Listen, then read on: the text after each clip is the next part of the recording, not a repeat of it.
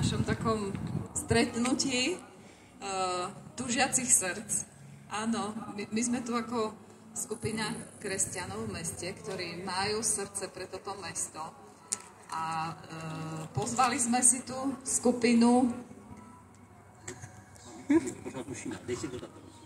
Áno. Mahal Chaj. Správne som to povedala.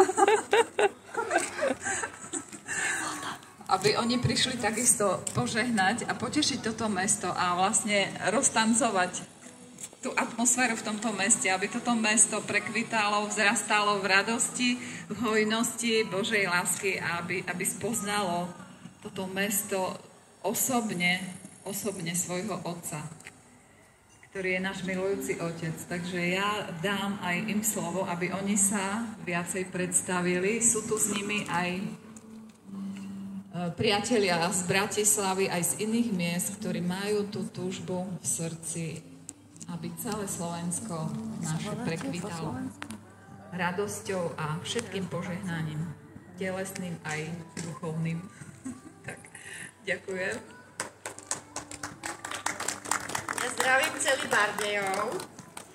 Ja budem hovoriť chvíľočku za celú skupinu. My sme sa vydali z Trenčína, poťažmo z Bratislavy, celým Slovenskom naprieč, aby sme zanechávali olej Ducha Svätého na svojich stopách, aby sme fúkali dobré veci a slávu Otca na každé mesto, na každé miesto. My sme sa zastavili pri Žiline, v Budatíne, na Černom Váhu, v Poprade. A táto krásna skupina, ktorá robí izraelské tance,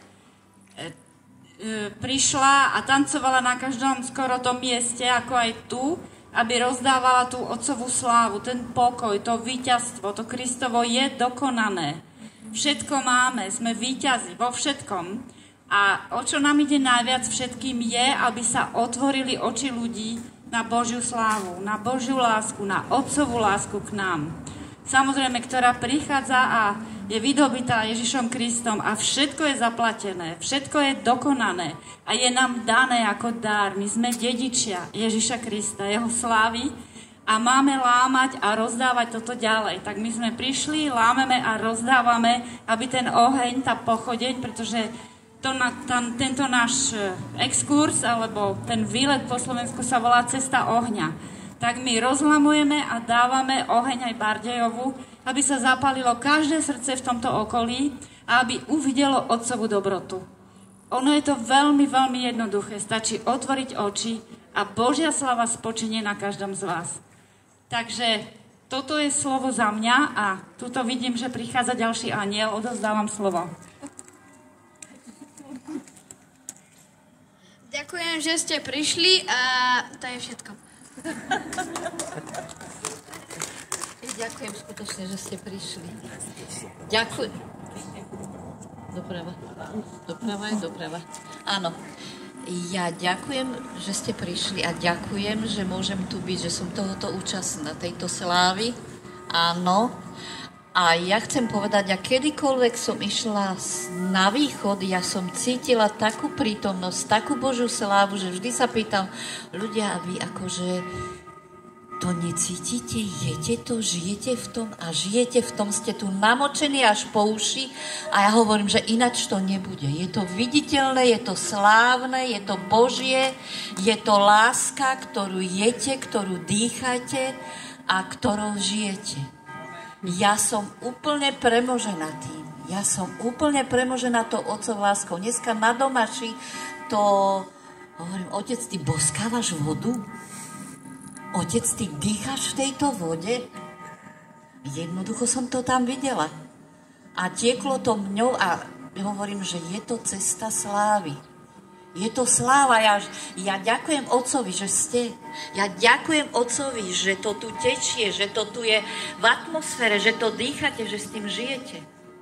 Že vás to premáha. A hovorím, ešte viac, Otec slávy. Ešte viac tvojej prítomnosti. Ešte viac tvojej lásky. Úplne presítené telo. Nie len srdce. Ja hovorím, že tečie to vašimi telami. Tečie to vašimi domácnosťami. Tečie to Slovenskom. To niekedy neviete ani pomenovať, ale to jednoducho ste premožení. A takí ste, milované lásky Otca. Každému z vás osobne, teba milujem.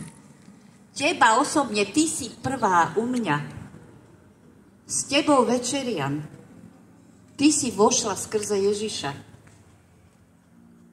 A preto jedz a pí. Jedz a pí tú večnú krv a večné telo. Dávam ti to. Láska moja. Láska moja. Prvorodená, moja. Ja úplne cítim, ako to znieje, tá atmosféra. Moja láska. Ty si moja láska. Ty osobne. Ty si moja láska. A ináč to nebude. Amen.